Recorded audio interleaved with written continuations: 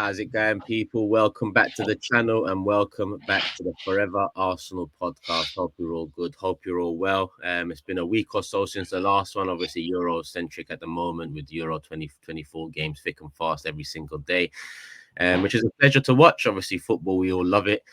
And we're focusing on the Arsenal players across the national sides too. Big up James, big up Jordan, big up Lee judges. And before we do get into the football stuff, I think it's only right that we start with the most important news of the last few days, the last week, and that is Kevin Campbell sadly passing away. So rest in peace to Kevin Campbell. Thoughts with family, friends. Not the first time I've said this, won't be the last time. I know he's definitely had an impact on my life as well as many other Arsenal fans and just people in general. The reception from the media and ex-pros and people in the limelight since his passing, yeah, it lives up to the man that he is. Lee, I want to pass it on to you next because obviously you two was very close. I actually met him through you. But yeah, a big character lost in the Arsenal community, Lee. Yeah, a big character lost in the Arsenal community. I think in football as well. I think he was well loved everywhere, like, you know. And yeah, what a man, you know. What can I say? It's just an honour to be his mate. I get emotional every time I talk about it now. But yeah, do anything for you, you know, all your mates, you know, just if you know, like all the Arsenal community, if any of my mates would want something, you know, we'd do it. Just a couple of little stories I just want to share with you. When we had lockdown with my vets team, we used to do a quiz every day at 8 o'clock, and you had to be the host once. You know, it was when it was your turn, and everybody did different things. Someone would dress up as James Bond or do something different. So I thought, what can I do that's going to be different to everybody else? So I phoned Kev and said, Kev, would you just do one question for me? Just like, so when it come on, it was like the question master. Kevin would come on and it'd all go, oh, that's unbelievable. So Kevin come on and done this question. And of course they were all loving it.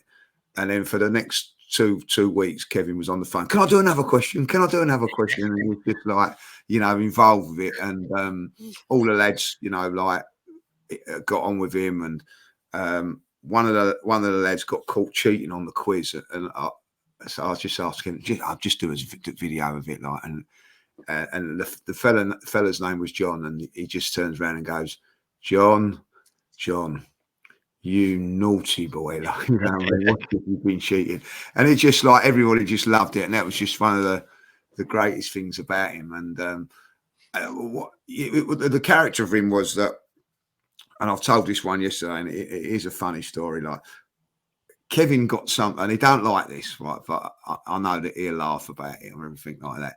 Is what he used to get mistaken for Sol Campbell on a few occasions, like, you know. So one day we went to Manchester United, Old Trafford, like, you know, and we're walking past. As we walk past this fella, this bloke's gone, Sol, like that. Kevin just kept walking, like, do you know what I mean? Kept walking. So he's come running up to him and goes, Sol, can I have a photo? So Kevin turns around and goes, I'm not Sol Campbell, I'm Kevin Campbell. Like, so he goes, oh, hello, Kevin, can I have a photo? And he has a photo, like, you know. And as he walks off, like, you know what I mean? As he walks down the thing, I goes, Sol, he goes, don't you start, Judgy, don't you start. You know what I mean? So I didn't want to do that photo, like, you know what I mean? But he took the photo and done it, and that was just the man that he was. He was just, you know, like fun to be with, a really good guy, and yeah, just magic memories. And just the one thing, I was just talking to James before we come on here, and I urged everybody out there and everybody that, like, just enjoy your life. Just you know, don't put something off that you can do today, because me and Kev used to always talk about going to an Everton game and watching it together, because Arsenal and Everton was always a funny game for him and a funny game for me, because obviously, like, you know, I want Arsenal to win. Everton, he always wanted to draw, or the team that was needed it the most to win. Do you know what I'm saying? Like, you know, but we never sat down as like and watched an Everton game together, and we said that we'd do that, like, you know, and we said, oh, we're going to the Merseyside derby. He said, we're doing Merseyside derby, we're doing Merseyside derby. And because of my Arsenal commitments and everything like that, it never happened. You know what I mean? But and one of the things Kevin would always say, like, we'll do it next year, it'll happen. You know what I mean? And you know, sadly it won't. Sadly it won't. Nice words, D, man. And keep your head up, man, because it's not an easy time. It's not an easy time. Can I just add a couple of things as well? Sorry, I've tried to be brief as well. I didn't know Kevin as well as Lee did, but just a couple of things on the player. First of all, I think a lot of Arsenal fans kind of, because Ian Wright was such a big character and a big personality and had the career at Arsenal that he did, I think we kind of forget how good Kevin Campbell was, because he kind of dwarfed Kevin. Do you know what I mean? But Kevin Campbell, for a couple of years, alongside Alan Smith, was a really key figure in the Arsenal team. He scored a lot of goals. He was well loved. And it's only because Ian Wright is Ian Wright that he kind of dwarfed Kevin in that sense. But Kevin was a much loved person at Arsenal amongst the fan base. And another footballing point as well, and I've said this for years, I've thought this for years as well, that 99 season where Kevin Campbell scored 9 goals for Everton between January and the end of the season, Everton go down that season. He pretty much single-handedly kept Everton in the Premier League. And I don't think it gets mentioned at all how impactful Kevin's second half of the season was for Everton. And Lee posted a picture in our WhatsApp group just earlier on of a massive billboard in Liverpool of Kevin, because they love him. We love him as Arsenal fans. Those Everton fans absolutely adore him. And as a person, Kevin's from where I grew up. Kevin grew up in Brixton, Kennington, where I was born. So in South London, Kevin is him and his dad are well-respected figures. And South London are really, really feeling it because he was loved. The Ritzy Cinema in Brixton, they changed their board at the front where they put their films they're showing. They changed it to a tribute to Kevin Campbell, just to show how much Brixton loved and respected and revered Kevin. And the last thing I'll say about Kevin, because I've worked with him a lot of times on podcasts, on radio shows, and got to know him a little bit. The thing I loved about Kevin is he chose to live his life through the lens of positivity. And what I mean by that is I never, ever, ever saw Kevin Campbell slag off Arsenal when they're at their worst. About 8-9 years ago, Arsenal were in the mud. And the fan base, it was toxic, it was nasty, we were anti-Wenger, it was bad times. I never on TalkSport, on Sky, on podcast, ever heard Kevin Campbell feed into that negativity. He would always try and find the positive, even though there weren't many positives to being an Arsenal fan back in those years. He would always find the positivity in supporting the club, in supporting the players, in backing the manager, when even he knew deep down maybe the manager had to go. He always chose to live his life through positivity. And that's something that I will personally always think about when I think of Kevin Campbell. The way he dressed, his Dickie Bow, his tweets, Dickie Bow Tuesday, have a great week, everybody. He was a ball of positivity, and I just think it's a massive, massive loss. And I really, really hope that the club on the first game of the season honour him in some way. Might not be quite statue level, but I really hope the club honour Kevin on that first game against Wolves, because he didn't have the career Ian Wright had or Thierry Henry had. But don't get it twisted, Kevin Campbell is loved at Arsenal Football Club and deserves respect. And my thoughts are to him, to his family at this really difficult time for them, I'm sure, as well. 100%. I mean, Ian Wright does tend to take the limelight from that era, but Kevin was there before Ian. Kevin helped lay the foundations for an Ian to come in. I think Rocastle and Kevin was at Arsenal together early on in the late 90s. So, I mean, everything you lot have said, bang on. I mean, just search Kevin Campbell podcast online and see how many podcasts he's been on with the Arsenal community, how many people he's worked with, and how many ex-footballers do you see doing that? People that are, pundits on mainstream media. He never used to shirk a responsibility. He never used to turn an offer down. If he couldn't do it, he'd reschedule it. He'd say, get back to me at this date and so on. He was my first ex-pro on Supporters Club and many other pieces of content. I know Curtis Shaw TV, Highbury Squad, for example. He's been frequent on those channels, Lee Judge's TV as well. And it's just testament to the man he was. And just to come full circle, obviously, I do want to just, again, thoughts are out there with the family and friends. James, I'm not too sure if you actually met him, but I know you've heard a lot of these stories. I was about 2 months into my time at AFTV when I felt very embarrassed because Robbie asked me to join. Do you remember this was back when we couldn't be in the studio because of the pandemic and everything? So I joined on StreamYard, and Kevin Campbell's then. I think I was having internet problems. I think it wasn't, but we got to chat a little bit. And I think at that point there, because you guys have all said some amazing things about the player, about the person, how he represented Arsenal.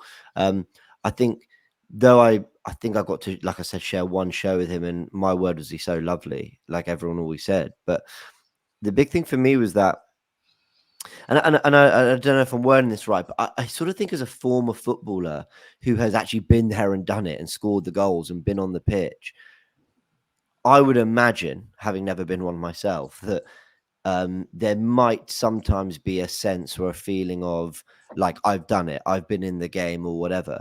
But the way he interacted with fans and the way he felt so relatable and was like on the ground with us, like doing shows with so many different Arsenal content creators, embracing every fan, listening to what everyone had to say. Like, he was just one of us. Like, he was just an Arsenal fan as well. He was Kevin Campbell, the footballer, but he was Kevin Campbell, the Arsenal fan who gave time to everyone. And that's the biggest thing I took. I was too young to see Kevin Campbell, the footballer. I've seen some of the highlights. I've seen some of the goals. But just the way he was so in touch with the Arsenal community in a time where, let's be honest, not everyone has embraced this wave of fan media in the last 5-10 years. But my word, like Diddy and more. And I think just, yeah, as an Arsenal community, we owe a lot to Kevin Campbell. And yeah, he'll be sorely missed. My thoughts go out to his friends and family, but my thanks go out to him for everything he did for this football club and for our fans. Do you know what? That's a great thing to say. Also, I have to say this, that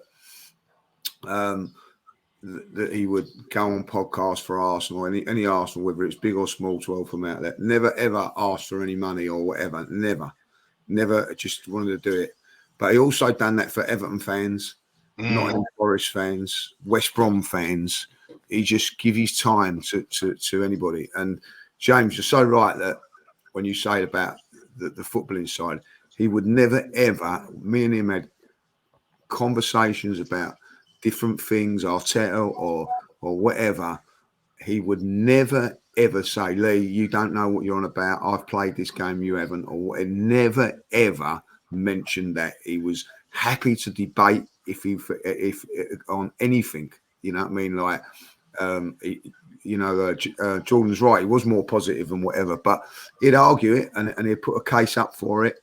And he was just, like, that's the way he was. And I have to say that he's been I'm older than him, but he was a little bit of a role model for me, how to deal with things. We used to go out and people, anybody that come up to him and asked for a photograph or whatever, he gives his time to everybody. You know what I mean? Like, it didn't matter where we was, have a photo. He was just one in a million. Like, you know what I mean? Like, if some, like, I've got to just say one thing. There was a woman come up to him once and just said, "Oh, is it right for my husband has a photo?" And he went, "No." And I looked at him and went, "What's going on?" And she said, like, if he hasn't got the decency to come and ask himself, I won't do it. Like, you know what I mean? And he had to get the man come over, and he sat him on the table, and they come and sat on our table for an hour, talking and everything like that, And I just know that everybody that's met him and touched pals with him or whatever will always remember him. Like James, just that one little interview that you've had with him, it's a memory, like, you know what I mean? And I just know that that's how everybody feels. I know, like, the Everton community at this moment. Listen, I've been there when it's with the Everton fans, and I know this is an Arsenal podcast, but they adored him like as we adore Ian Wright, they adore Kevin like that, and they do appreciate what he done in 9. That's the reason that they have got the big billboard of him now, and they adore him. I remember, like, I don't know a few guys will remember him. This is a bad thing, really. Like Graham Sharp played for Everton, scored the FA Cup, the FA Cup final, won the league with them.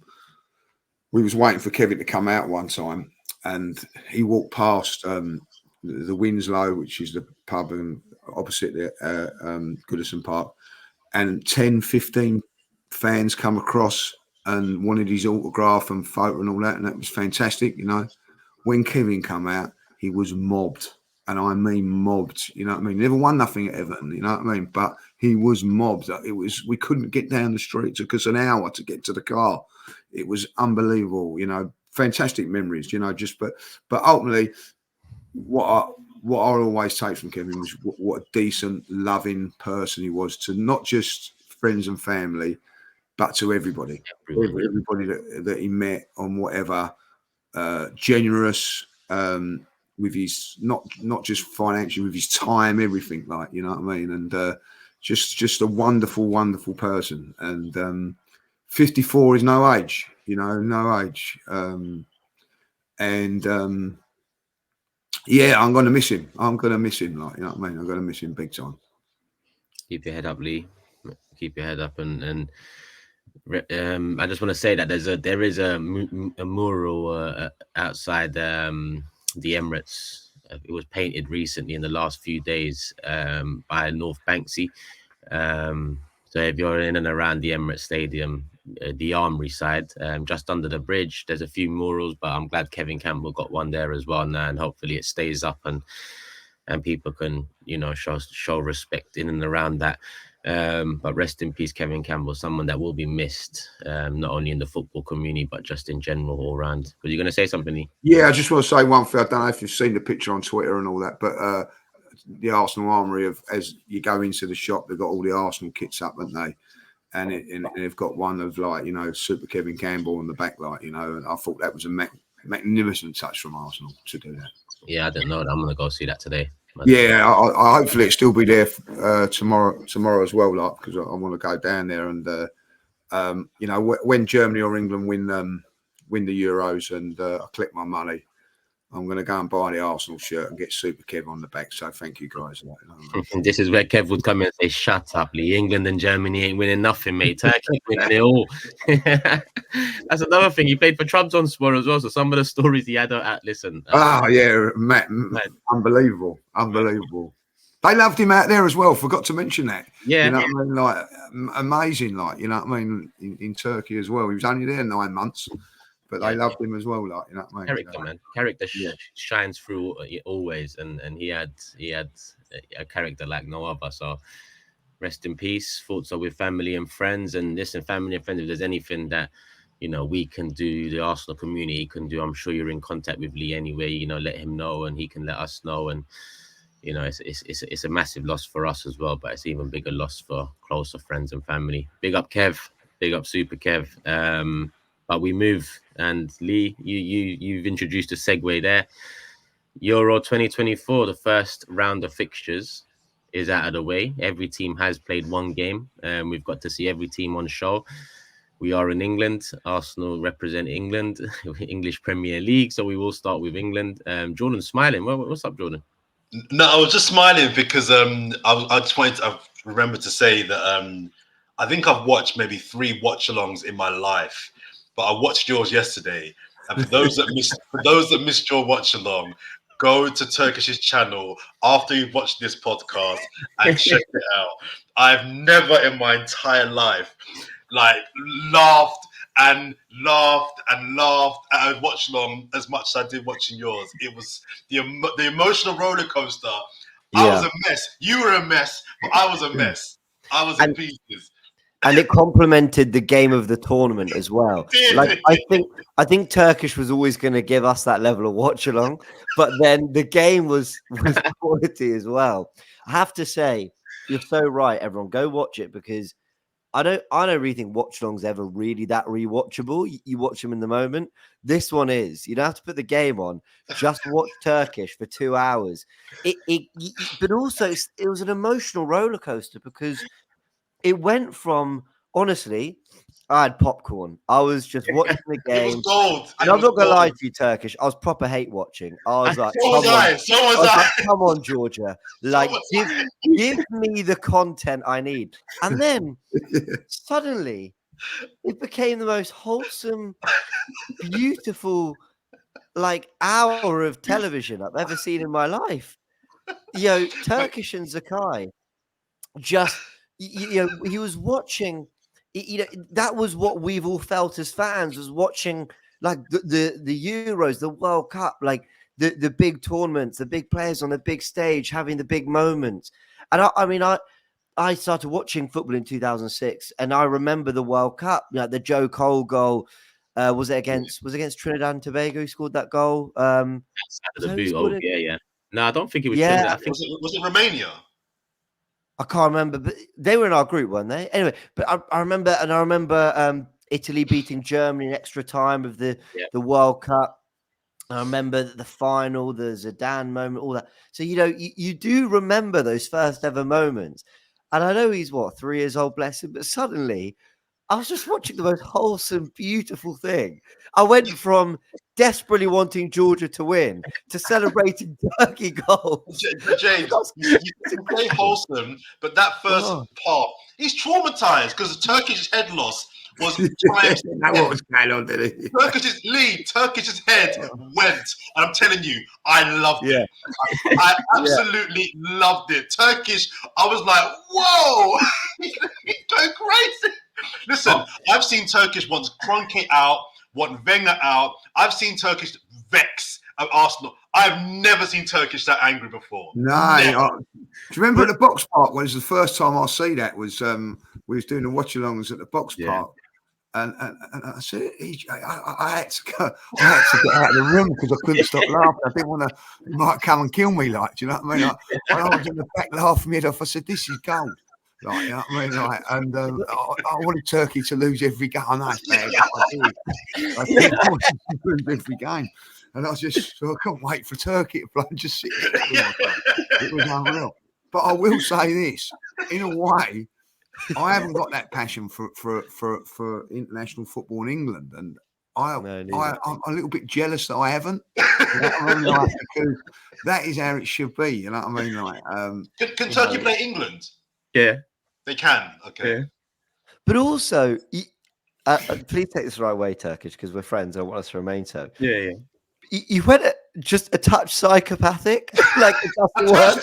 when I said the second goal, where you were like 2-0. 2-0. When we was in the box park, right? And then there was the offside, and you're like this. Offside. Well, what was it? Was it offside? They're going to disallow it. I don't know what happened. I missed it. I wasn't watching. It was just. At one point, I was like, I don't know if I want to be this guy's friend. Like, really? When we was in the box park, everybody avoided him. No one went near him. I'll be really honest. You know what I mean? He walked past, and it was like Moses and the water. It was just let the guy go through. But then it was unreal. When Zakai walked in the room, it was like you just went. He switched. Turkish is actually quite a wholesome moment. You talk about it, but it felt like for a second you were like, "Oh, like this is what matters." I don't know what, and then you just enjoyed it with your son. Yeah. It was really, I gotta say, it was the watch along of the year. Yeah. But the way it ended, I was so happy, just the way it did, and the goals and the two with the open goal, and you're watching as you know they're about to score. It was great, man. I loved it. Better than any game so far. That to me is the highlight of the Euros so far. Brilliant game. You know what it is? I was rushing home. I was late. Then Matisse had to quickly show me how to use OBS. We're doing things like scoreboard timer. Then I click go live. Then it's not live. And I'm like, are we live? And everything was all over the gaff. And then the game starts, and it starts quite well. Turkey are in ascendancy. I can't see the live chat. I'm losing myself. So I'm just there, just freestyling off the cuff, just thinking, you know what? Let me focus on the match. And then when Zakai come in the second half, I thought, nah, I have to bring it down. And I saw him in his Turkey top as well. So I thought, come here, man. Come here. You let this guy score. You let this guy.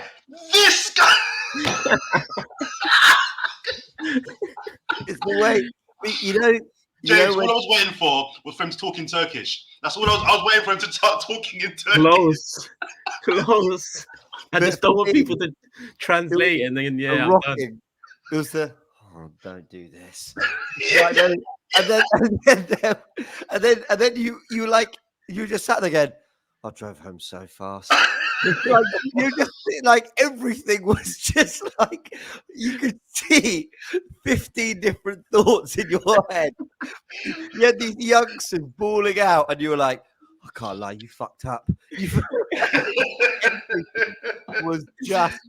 Is it offside? Yes or no? It's simple. It's simple. Yes or no? And then I see Kvaratskhelia talking to the Argentinian ref. What have they got in common? I just started flipping. And he started going on. I said, what have they got in common?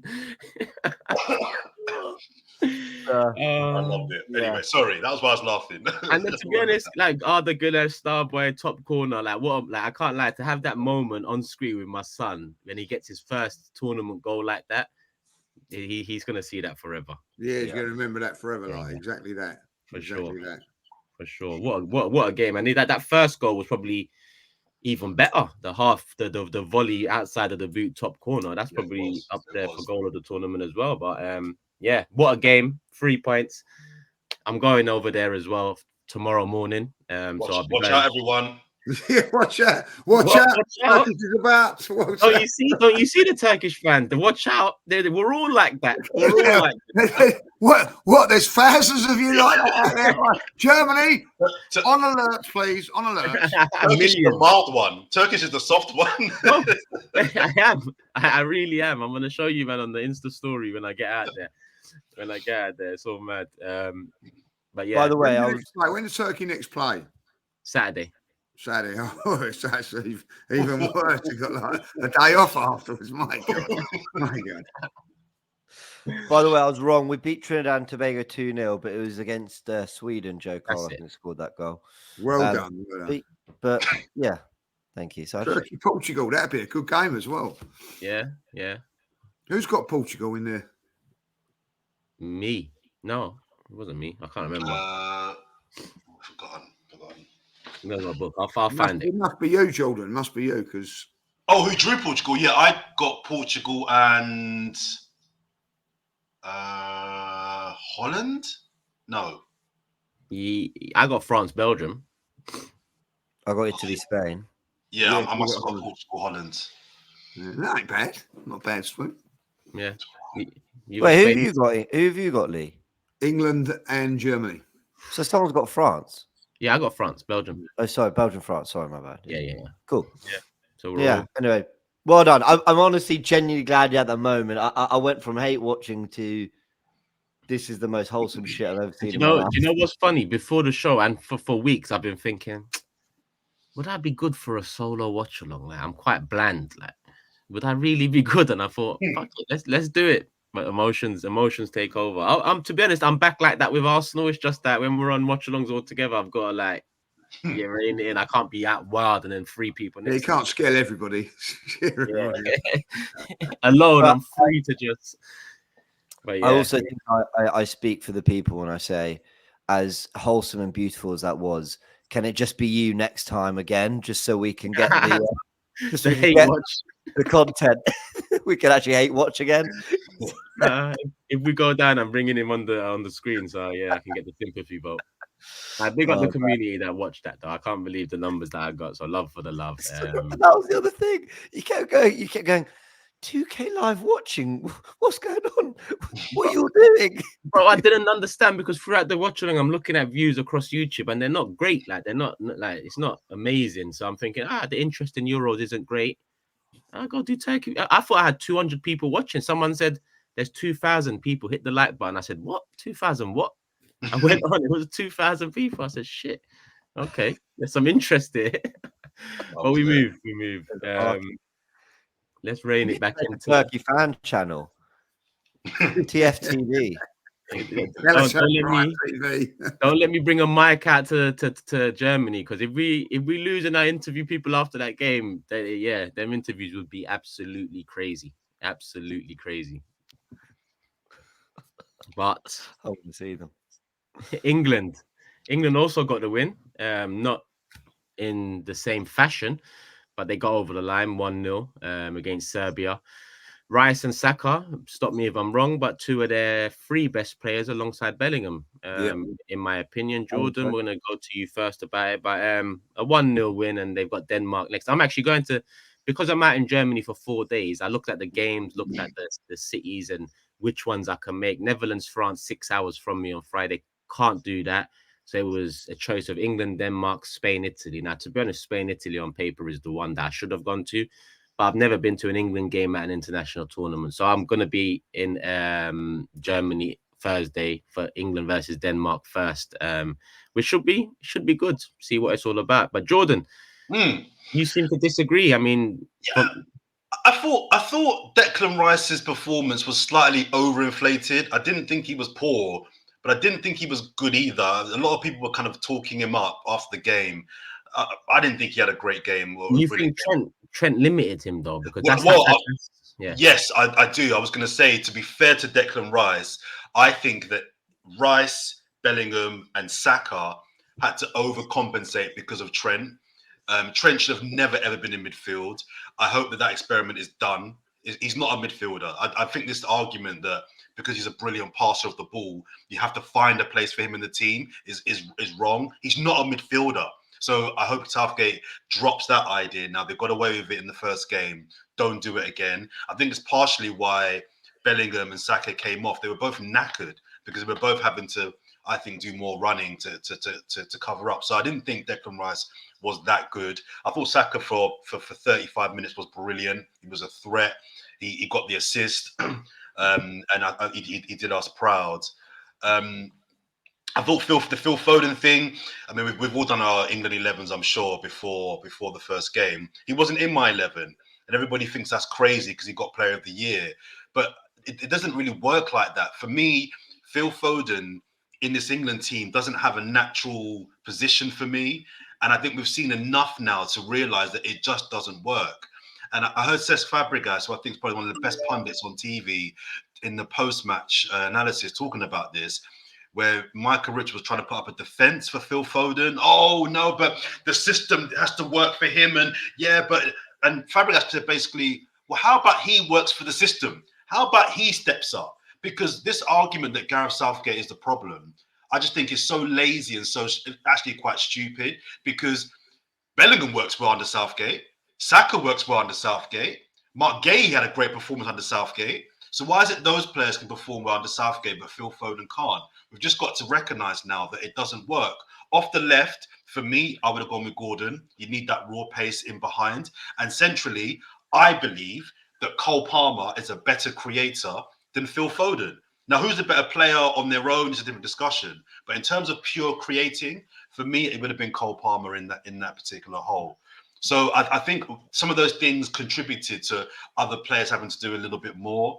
But they got the first win. I think the first in any tournament, the most important thing is just get off to a win, and they're now 50% through to the next round. So I thought it was a little bit much made of England's performance. It wasn't great in the second half, but they got the win. I get you. I mean, some of it is on Foden to step up, but I also think Southgate tends to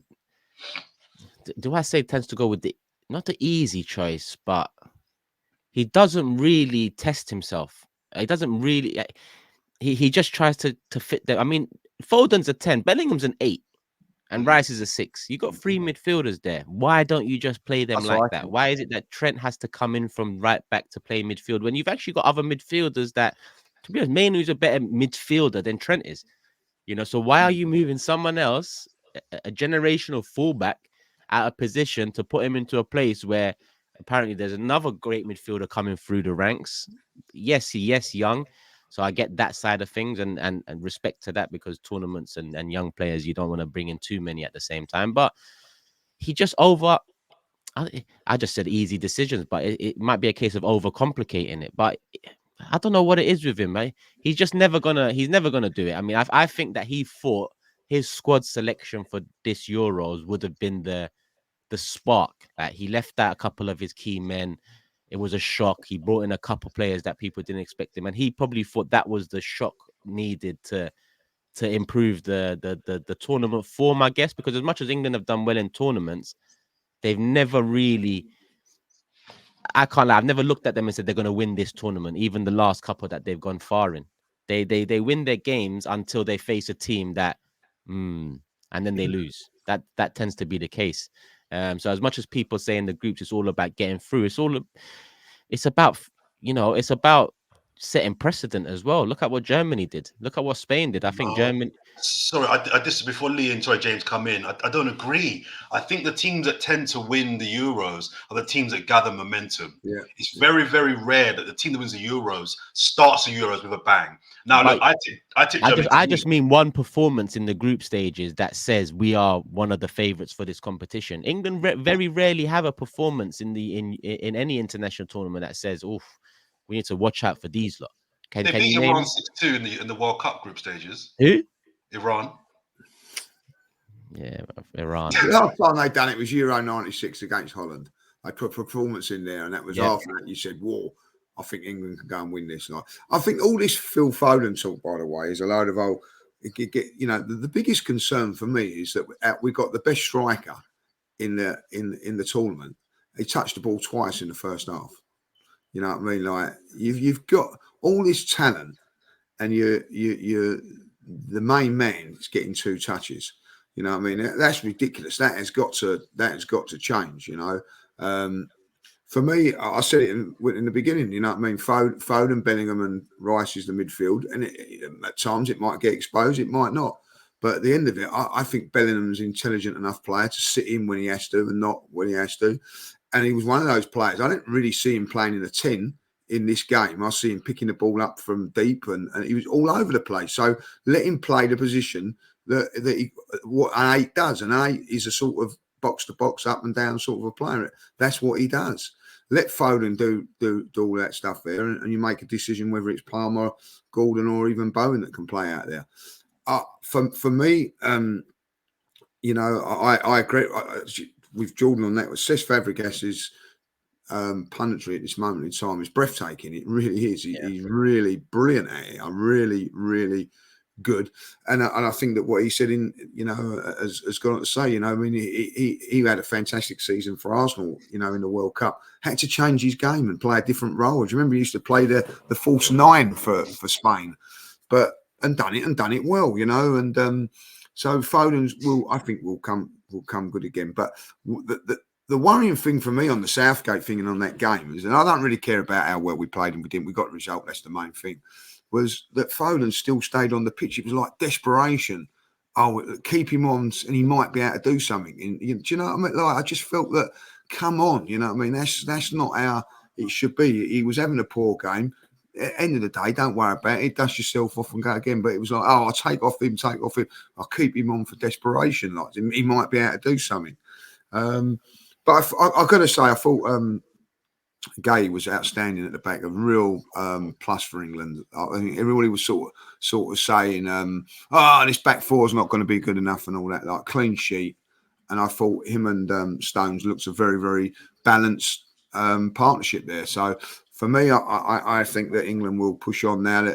Listen, one win virtually guarantees you the next round anyway. Like, obviously, like the better you do, the easier it is, I suppose. But for me, we want to win this group now so that you play one of those third teams. But I just think, like, opening game, get your result. Not always going to be great performances. Look at France. If that was us as being French, we wouldn't be too convinced. And I don't see them having the same sort of talent as we've got in our front areas. I really don't. So I think we've got lots of good options, and I think England was still my favourites to win it, despite my Germany team doing very, very well as well.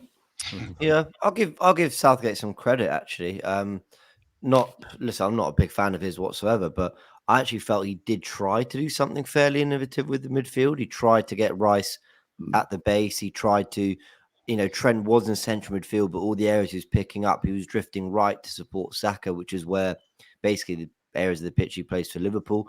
You had, Bellingham in the 10, but dropping deep as well. You had Foden moving inside so Trippier could hold the width. And did I like it? No.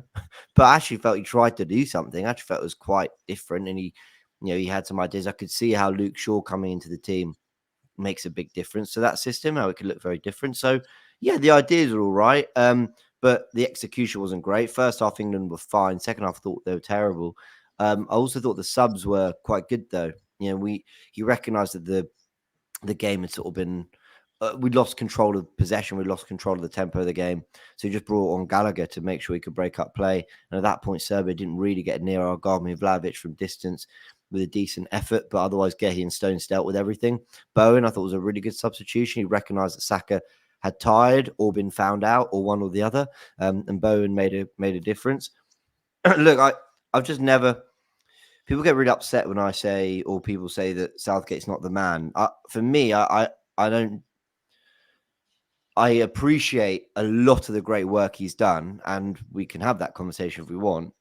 But I just think ultimately, like, there are better managers that have as good, if not worse, squads that I think will get more out of them. And I'm looking at Germany, I'm looking at Spain, Italy, Portugal weren't that convincing, but the players they've got, and I that's why I just don't think England will quite have enough. But yeah. But can I just kind of challenge that a little bit, James? I mean, the only team that I've seen play, Turkey aside, because that was a fun game, the only team I've seen play and look like really give a complete performance so far, really, are Germany. Yeah, Italy weren't great. Spain won 3-0, but they weren't convincing. France won, they were not convincing. Holland, I think Holland won 2-1. Yeah. They weren't convincing. So I just think listen, I agree with you in that I've come around to the agreement that Southgate is not the elite manager that can win the Euros. But I don't rate Didier Deschamps. For me, he's the perfect example of you don't have to be elite to win the Euros.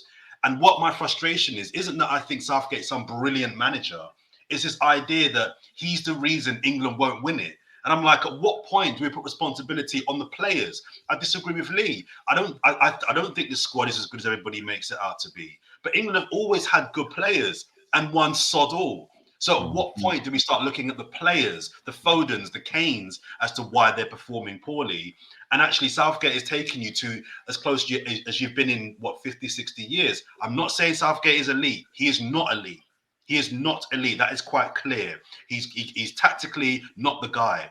But I don't think you have to be the tactical genius to win the Euros or a World Cup. You have to work with what you've got. And I just don't think England's performance was any better or worse than any other major nation in this tournament. But I think when you're not Germany. I think they were worse. Sorry, I think Really? I think yeah, and look, not by much. I actually agree with you. I don't think anyone was great bar Germany, but I think.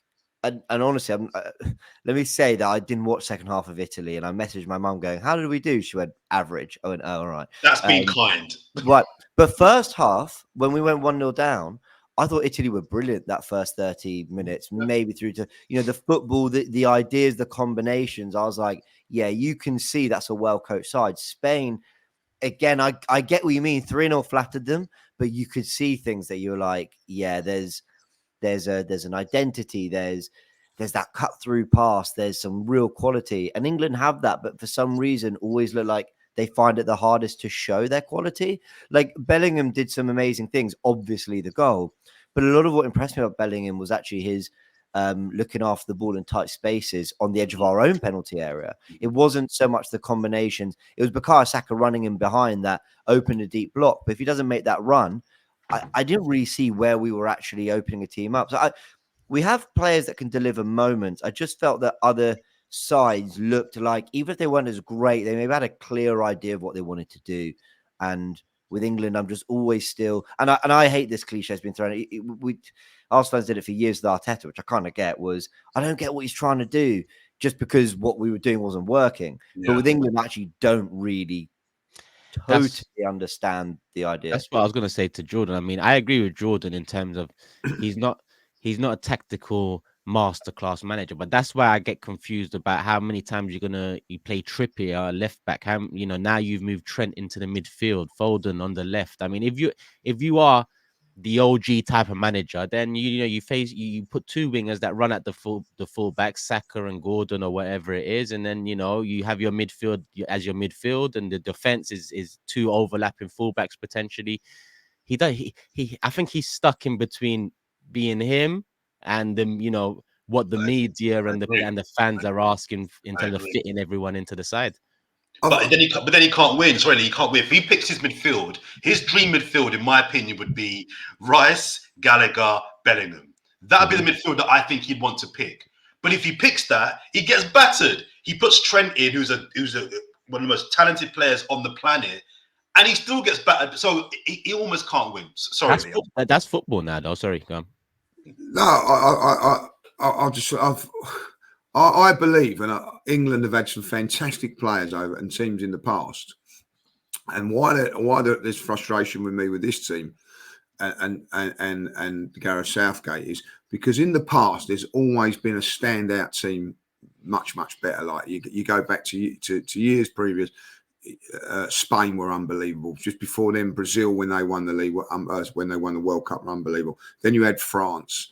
You had Holland in '98, who were a very, very good side. Brazil, France. To get through all of those teams. Argentina before that. I believe now with this set of players, there's no standout team. There's no standout team in it. Like we're looking at it and going, well, Spain ain't great. Like Belgium.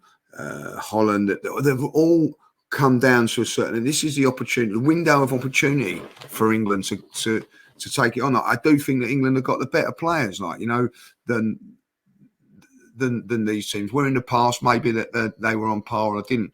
Were there better midfield players than Steven Gerrard and Frank Lampard and Paul Scholes in other teams? Well, unfortunately, there was Zidane, etc., etc. There isn't now. Who's better than Harry Kane up front in this Euros? France's front three is better than England's front three. Say that again? France's front three is better than England's front three. Ooh. I'm taking Dembele, Mbappe, and Griezmann before Saka, Kane, and... Oh, yeah. That is why. And that is why. Hold on. No, let's challenge that because... I'll challenge that. Because of Mbappe, I agree. But I'm taking Kane and I'm taking Saka. So two of the three... Saka's not... Is Saka better than Dembele? Yes. Availability being the metric that wins it for Saka. Can I be controversial? Dembele's talent's unbelievable, but he can be quite... No, but hang on, it's only a 7-game tournament. So over 7 games, Dembele will play. Yeah, you'd hope, but over the last how many years how many games has he managed to string together? No, but you're talking about over a league season. I'm talking about over 7 games. Over 7 Saka games. will have a better tournament than Dembele, in my opinion. Yeah, I don't disagree, but it's not. I don't think it's like. How old's Griezmann now? Dembele is one of the most talented wingers in the world. Of course, it's a conversation. I just think Saka over the last few years is up there. I'm not impressed with France, and I'm going to be really controversial. Mbappe is a great player, but I don't think he's as good as what everybody makes him out to be. I think he's very, very good, but I don't think he's fantastic in the World Cup. But I've watched him in the last. No Harvey Barnes. No, I think Harvey just wins it for me. Listen, I like him as a player. I love him as a player. Don't get me wrong. I think he's very, very good. But I don't think he's as good as at this moment in time what everybody says he is. I thought the performance on the other night weren't great. I've watched him a few times for Paris Saint-Germain, and I thought, well, what are you gonna turn up here? And he hasn't.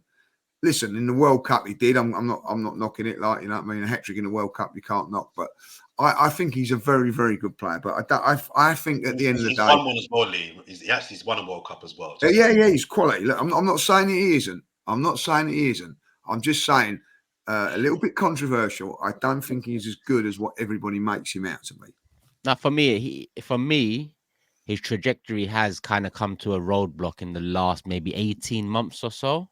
World Cup aside, I think his PSG situation hasn't helped him whatsoever. And to be honest, I'm not too sure the Real Madrid situation, because he goes there, he bangs, they win Champions League and League. What's changed?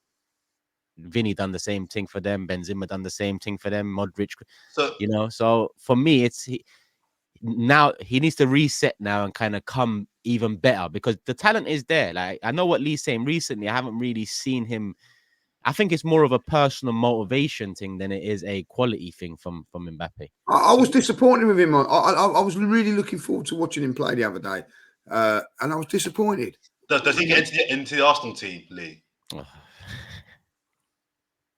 100% he would. Like. Not with Trossard in this form. You know what I mean? But I you know, of course, I think it's. Look, I think we miss you. But I like him. I think he's a very, very good player. But I've been disappointed in his performances over the last few games that I've watched. I expect better. You've got to love Arsenal fans, man. From should we break the bank for Mbappe as if we had a chance? Overrated. But Harvey Barnes should be the man, like you know. But talking about France, Saliba was brilliant, by the way. I don't want him to block Ethan O'Neary's path. You know, that could happen. That could happen, James. You laugh, but we got fans like that. We've actually got fans like that. That would be like, no, I can't get Mbappe. What about Martinelli? Bruv, do you know who Mbappe is? What's going on? I think if he went to the Premier League, he'd you know, he's a class act. But you know what I'm saying? I don't think he's as good as what everybody's. And that's not a criticism, by the way. You know what I mean? He's still a very, very, very good player. I just expect more. Can I ask you something? On Saliba, are you happy he started? Because I'm no. I am. I heard you lot saying on the last pod that you rather he didn't, or you said you didn't care if he plays for France or not, but you'd rather that he didn't. No. I want Saliba to certify himself as the best defender in the world. Yeah, I get that. I get what you're saying. You've got to do it for club and for country. I want him in that team. I know you guys are thinking about tiredness and injuries and all that stuff. No, I want him in that 11. I want him the stalwart of that French team, whether they win it or not. I want him playing 200 caps for France. Bring it on. But shall I be real? You know what I actually worry about? Real will come knocking for him soon enough. Real Madrid will come knocking on Arsenal's door for Saliba, and these sorts of things quicken the process. But I've read quotes. I'm not 100% sure they're of now, but James, maybe you can clarify. He talks about wanting to win everything with Arsenal, how happy he is here, and are they recent quotes or? Oh, I don't know. Probably. No, Big Willie is happy at Arsenal. I know that for a fact. Big Willie, that's what they call him. Big Willie is happy at Arsenal. As happens, as an Arsenal supporting player, you know, supports Arsenal as a kid. You know what I mean? There is a fondness of Arsenal. That doesn't mean to say anything, I know, but he's very, very happy at Arsenal. And at the minute, why would you want to leave Arsenal at this moment in time? You know, it's a great. We're in a situation where we've challenged for the title for 2 years. And I think we've got 2 more seasons of Saliba minimum. Mm-hmm. And I think he leaves if we haven't competed the way we all here believe we should. And not just competed, but won trophy. And so if he's leaving in 2 years, well, I'm hoping it's because he's won it all and there's nothing left to achieve. In which case I'll say thank you. Thanks for the memory. Well, no, I won't actually, because I'd still want him another 10 years. But my point is, you know, it would have had some unbelievable moments of memories. But if he leaves in 2 years because actually we haven't fulfilled that, then I don't think we're going to be sat there worrying about William Saliba. We'll be worrying about why we couldn't get it done and what's gone wrong and blah, blah, blah, when we had a player of his quality. So, I'm not too worried about his future, whether I want him playing week in, week out for France. I was happy when I saw the 11 coming out. And I don't know. I don't know how you three feel about this. Maybe it's weird how much more I am Arsenal than I am England and Italy. But, you know, Havertz scoring his penalty, getting that assist, I was really happy. Jorginho getting that win with Italy. Who else was there? Kivior doing well for Poland. I sort of was watching in on and off of that game, but he did well. Who else? Trossard was a bit okay. I thought he was a disappointing game for me. Who else? But just Saka and Rice. So that was my favorite thing about the England game, was how well they did and how important they were. One in the first half, one in the second half in particular. You know, I want the Arsenal players doing really well. I don't know why. I don't know if it necessarily benefits us massively. I just, you know, we've talked a lot about like loving this club. We always love this club, but like loving the team and the players and the football and having hope and belief and like that connection. I'm like almost feeling it with them as they go off to do their tournaments. I'm like, go smash it. Like I'm rooting for you all to do well. I don't know. I think that's a connection we haven't had to players for a long, long time. So I'm yeah, I'm happy. I want to see Havertz bag a load of goals in his home tournament. I want to see that. So I think it's been a good first round of games for Arsenal's players generally. James, I missed the Ukraine game, but I heard they weren't good. How was Zinchenko? I missed that one. Yeah, again, I watched. What's the laughing for? It wasn't a great game. It wasn't a great game. Just laughing.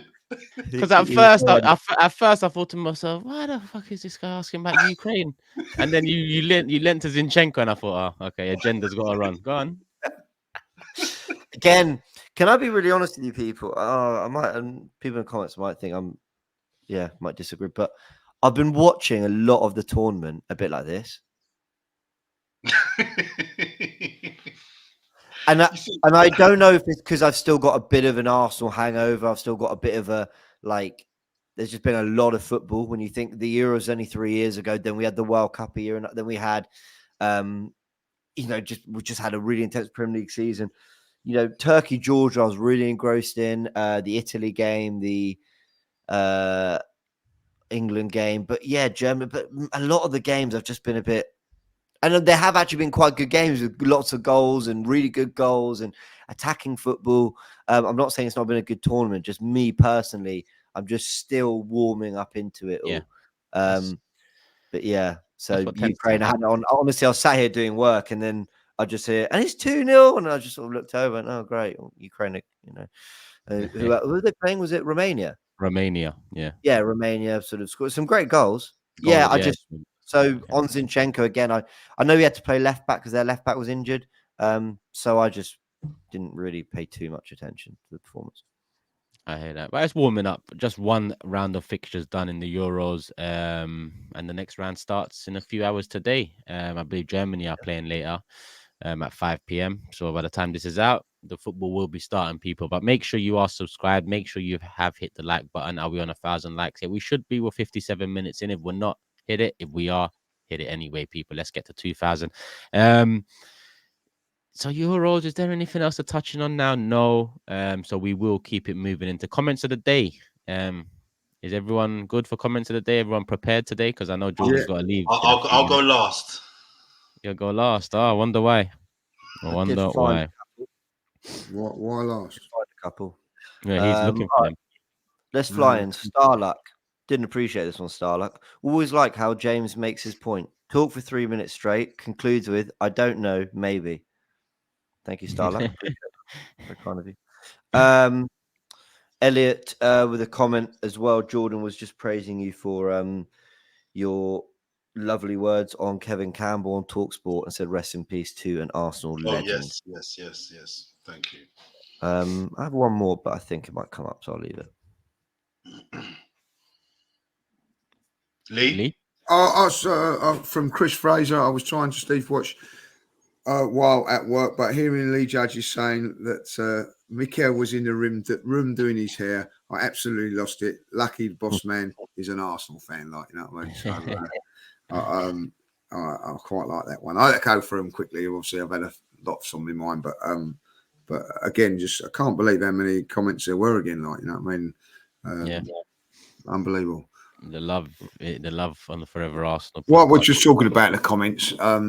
It'd be really lovely if you in the comments this week you could just say if you've met Kevin, or a memory of Kevin, put in the comments, and because I'll be really honest, the comments and messages are a very, very comforting thing at the moment. So if you can put comments in there about whenever you met him, the time you've met him, or a time you watched him play, or blah blah blah blah blah, that would be very, very appreciated. 100%. I back that as well. And to be honest, the two comments I had, one was read out by James regarding Jordan and TalkSport. This one's from Max saying, thoughts are with you four after the sad news about Kevin. No doubt that the next podcast will be gold as always, despite what's happened, which fans really appreciate. Stay strong, lads. Rest in peace, King Kev.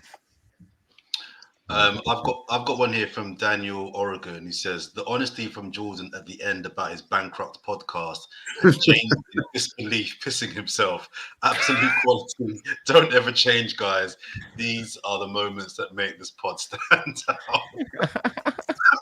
I did see that comment. I did see that. I don't know if I said bankrupt. I never actually used that word. I think I used that word. Did I? Tell you what, that I watched the podcast back, and we was in bits doing it, but I was laughing. I was by the pool, you know what I mean, like headphones in, like, and when that clip come on, like, I just burst out laughing. It's so funny.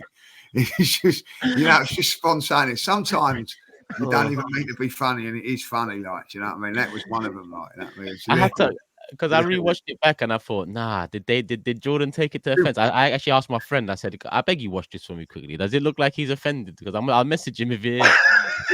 He was like, nah, man, nah, he's not offended. Nah, it was a glorious moment, and our children would appreciate it. Just keep it real, innit? I'm not here to fake or lie or just, you know, I've got lots of wins. There's a few L's. Trajectory. Trust the process. Trust the process. I've just realized that because like Jordan's desperate to come in there now. Whisper.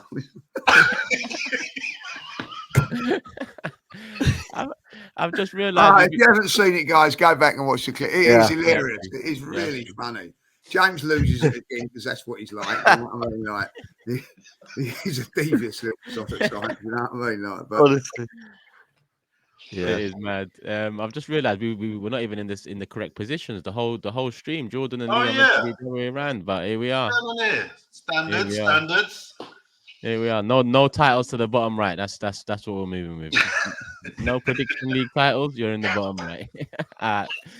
That is everyone's comments of the day. We've discussed the Euros, and obviously, rest in peace to Super Kevin Campbell one more time. I echo what Lee just asked of the community. If you have any memories, moments regarding Kevin Campbell, then please leave a comment. It can be as in depth as you want it to be. We do go through the comment section. For example, my first ever game, Kevin Campbell scored 3-1 win against Chelsea. Ian Wright also scored in it. So for me to later on in life meet both, and especially with Kevin, have his number and be able to message him whenever I want and get a reply, it was crazy. Big up Kev, his family, and again, thoughts are with them, friends, Lee Judges as well, who was very close with him.